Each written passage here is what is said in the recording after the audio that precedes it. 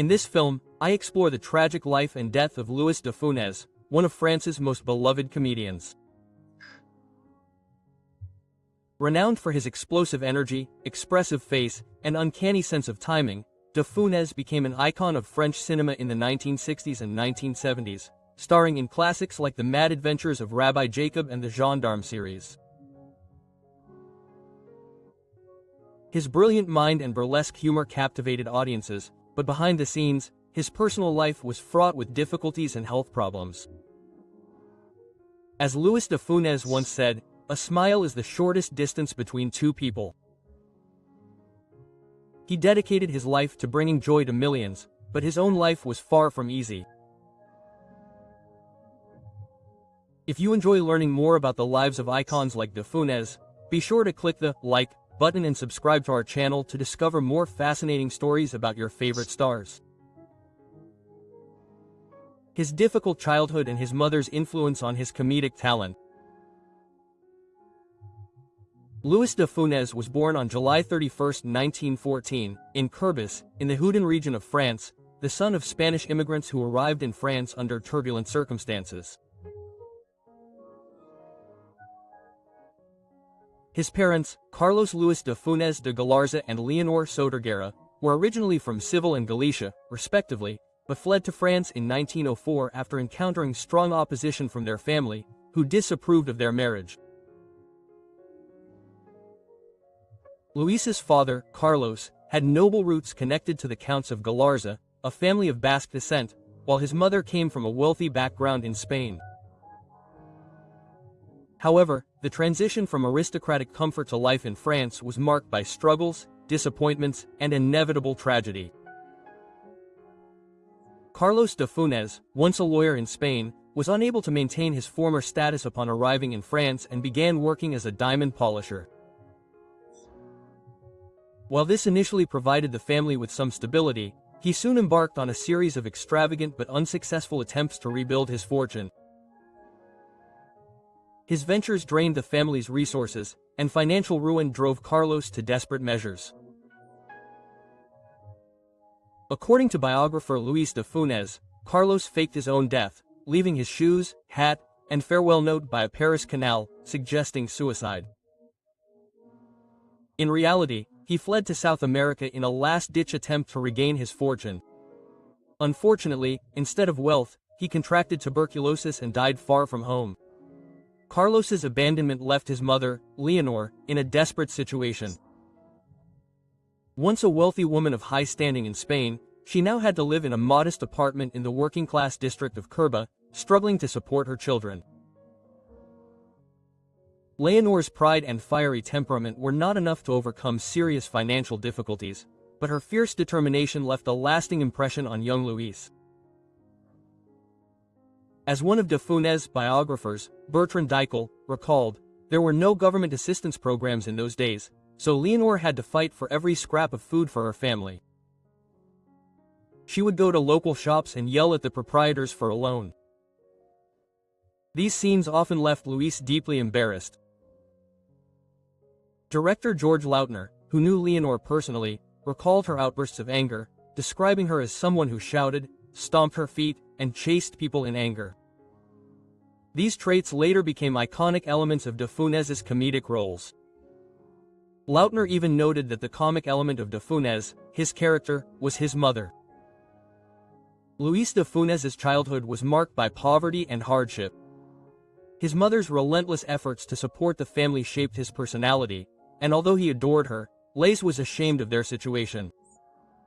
He grew up in a world where financial insecurity was a constant companion, and his mother's public outbursts were a source of humiliation. However, from these difficult times, de Funès discovered an important coping mechanism, making others laugh. His biographer noted that instead of giving in to despair, Louis learned to channel his discomfort into humor, using it as a way to cope with the challenges of his youth. As a teenager, he realized he had a talent for making others laugh with his wit and physical humor, which began his lifelong relationship with comedy. Despite his budding talent for humor, de Funès struggled in school. He attended the prestigious Lycée Condorcet in Paris, but his academic performance was mediocre, as he struggled to concentrate on his studies. Considered an average student, he eventually dropped out, abandoning any hope of a conventional career. Lacking direction and with limited prospects, de Funès turned to music, finding work as a pianist in Pigalle clubs. It was here, amidst the bustling Parisian nightlife, that de Funès began experimenting with physical comedy. Playing the jazz piano, he made faces and gestures, trying to amuse staff and customers. His first audiences were small, often limited to a few amused waiters, but this gave him a taste of the comedic potential he would later unleash on a larger stage. Known to close friends as Fufu, Louis de Funès spoke fluent French, Spanish, and English. His early passions for drawing and music brought him solace amid the difficulties of family life. Despite his lack of formal success at school, he was artistically gifted and enthusiastically devoted to music. His time at the Pigalle clubs, though modest in terms of success, proved formative, allowing him to combine his musical talent with his emerging comedic style. In the 1940s, de Funès took a decisive step toward his future career by enrolling at the Simon Theatre School, where he studied acting for a year. Although his short stature, baldness, and unconventional appearance didn't promise stardom, his unique talent for physical comedy and brilliant mind began to attract attention. At the school, Simon met actors like Daniel Jellin, and these contacts later helped him land roles. In 1933, he even learned the name of a product that made him burst into laughter, under sodium sulfite. All this while imitating the strict teacher who taught us its properties. It was like a shared secret between us, the director recalled of his childhood friend. He was eventually expelled from school after being implicated in an arson incident. This began a period of unemployment and odd jobs, from which he was constantly dismissed. His son, Olivier de Funès, recalled this time, "After leaving high school, my father worked various menial jobs. Sometimes I wonder if he embellished his stories in interviews, because he never spoke about it at home." Quote. For years, de Funès struggled to break into the film industry, convinced that his short stature and unusual appearance disqualified him from the main cast. He continued working as a pianist in clubs while also playing small, often credited roles in films and theater productions. Only later in his career did de Funès begin to gain recognition in the theater, and his performances brought him moderate success, beginning his difficult rise to fame. When World War II broke out in September 1939, Louis de Funès, then 25, was mobilized, though he was deemed fit only for auxiliary service. This result was not surprising, as 5 years earlier, at the age of 20, he had been declared unfit for active duty due to his short stature. He stood 165 centimeters, 5 feet 6 in, and weighed only 54 kilograms, 110 pounds, and had a family history of tuberculosis. Further tests in the following years confirmed his unfitness for active duty. Nevertheless, he was temporarily assigned to non-combat duties, such as manual labor and earthworks, and was transferred from barracks to barracks before being stationed near the Marne. During the phony war, Louis entertained his comrades by putting on small performances, including a highly talented imitation of Marie Savellier. In April 1940, he fell ill and was summoned to a medical board, which unfortunately discharged him due to suspected tuberculosis, a disease he never actually had. For the rest of his life, Louis believed that he had avoided combat thanks to a mistake in his medical records. Tragedy struck when Leigh's brother Charles, mobilized with the 152nd Infantry Regiment, was killed during the German offensive in May 1940. Shot by the enemy in South Nebretin, Louis became the legal guardian of his orphaned nephew Édouard. Although the child was primarily raised by his aunt, Louis himself was in dire financial straits at the time. Exempt from military service due to his health, Louis found himself working a series of odd jobs during the German occupation of France. He worked as a glassmaker, a cleaner, and even as a scrap metal collector. He eventually found greater stability as a bar pianist. It was during this period that he met Eddie Barclay, a music producer, who later recalled, "Louis de Funèsa, like me, couldn't read music, but he had perfect pitch and was an incredible musician." He never mentioned his dream of becoming an actor. Louis played in various venues, often working 12-hour shifts for little pay, sometimes just a cup of coffee. Quote,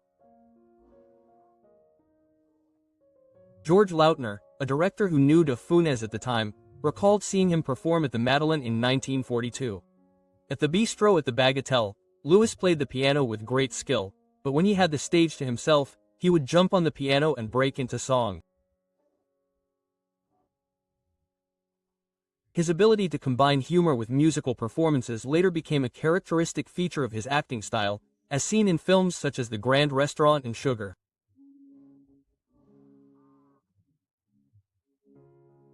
In the early 1940s, Louis joined his friend Eddie Barclay in enrolling at the new International Jazz Conservatory in Paris, run by Professor Charles Henry. There, he met John Barthélemy, the director's secretary, who became his second wife. This period in his life also allowed him to meet future stars such as Raymond Legrand, Robert Toussaint, and Albert Reisner, as well as other key figures in the French jazz scene. In 1942, at the age of 28, Louis decided to pursue his dream of becoming an actor. He enrolled in an acting course at the Simon School and passed the entrance exam by performing a scene from Molière's The Miser. Although his time there was brief, it proved crucial. There he met Daniel Jen, who later gave him his first significant acting opportunity. Recalling this pivotal moment, Louis described a chance encounter with Gillen. "I was exiting a first-class subway car, and Daniel, whom I had already met at Renee Simon's course, was boarding a second-class car. The moment the doors were closing, he shouted to me, 'Call me tomorrow. I have a small part for you.'" Daniel Gillen's mentorship proved to be Louis's saving grace, especially during these difficult years. In addition to small roles in the theater, Louis combined work as a band pianist, giving lessons during the day and playing in Paris clubs at night. In 1944, during the German occupation, he avoided deportation to what was known as forced labor in Germany thanks to the cunning of his building's caretaker, who informed the German authorities that Louis had left the city the day before. In 1945, with the help of Gillen, Louis made his film debut at the age of 31 in Ziano's stylized The Temptation of the Barbizon. In a small role as a doorman at the Rye Cabaret, he delivered his first on-screen line with comic timing, seeing a customer struggling with the door. Well, today he got his share. This launched his film career, although for many years he was limited to small roles, often playing multiple characters in a single film, as in Doug Wessel in 1948.